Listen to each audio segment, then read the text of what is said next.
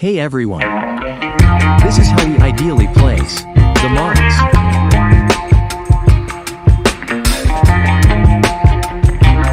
This locking mechanism is secured to the bracket on the body. So, what's the reason for this? Can it be somewhat fixed, so to speak, on your own and for free? And the next repair, I hope, will be small, but quite useful. So, what's the problem?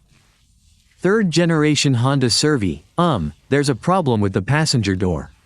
As you can see, there's a small gap. Meaning the door doesn't close completely, and it's not completely closed. I try to close it.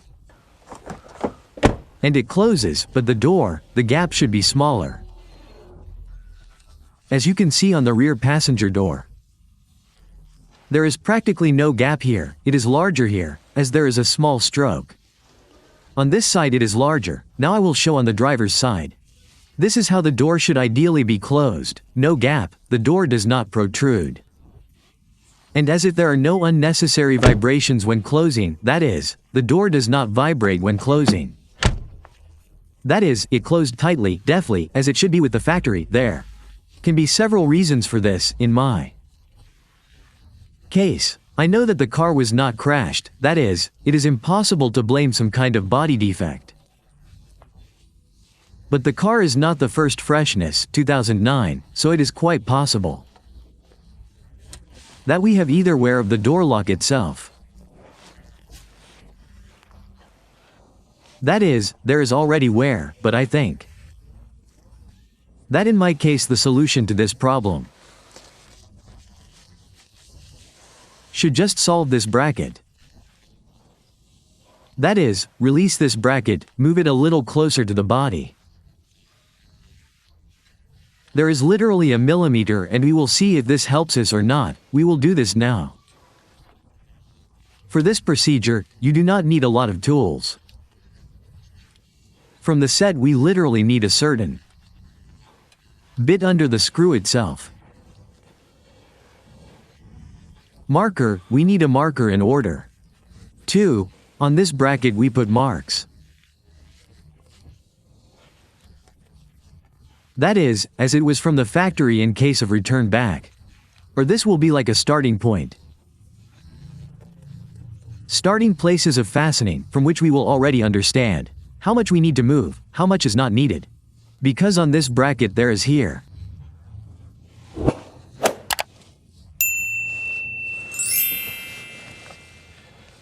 is a point punched with a center punch, top and bottom. There are places like control and they should be duplicated on the body. But since they are not there, we will do this with a marker after completing the work. So that we can wash off the marker, a rag, alcohol, in principle, everything. Now we will do it. Put marks with a marker, preferably a thin one, in a convenient place for you, so that what to start from, I will do here in the corners. On one side, top and bottom. Like vertical and horizontal, we will already understand how it should stand. Here I moved it a little. Now I will tighten and check the result. We're checking the results. The vibrations have decreased slightly. The gap has gotten a little smaller, but not quite where we'd like it to be. So we'll try adjusting it again.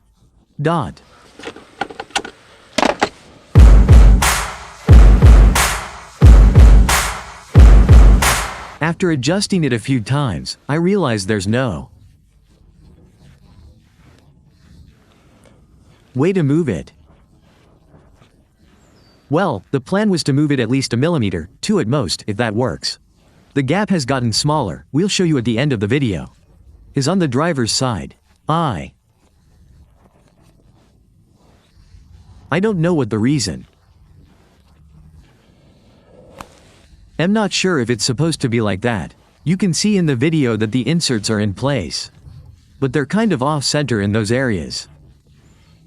This is the first time I've encountered this. So if anyone else has this problem and you adjust your door,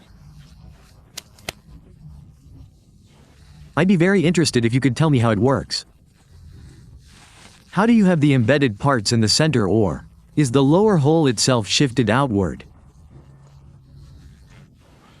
It would be interesting, but the reason why it all happened, why the door came off like that, is already clear in principle. We will show the result. You can cure it a little. Let's say, on your own and for free, but the reason is completely different and a little more minor. Yes, the gap, of course, the door is not as close as we would like. We suffer from perfectionism. It is not like on the driver's door. But it has become tighter. Firstly, tighter. Secondly, there is no such characteristic ringing. Ringing vibration from closing the door, as it was. The door closes smoother and deftly. Like what I wanted to achieve, and you. Like wear on the latch, wear on the scab.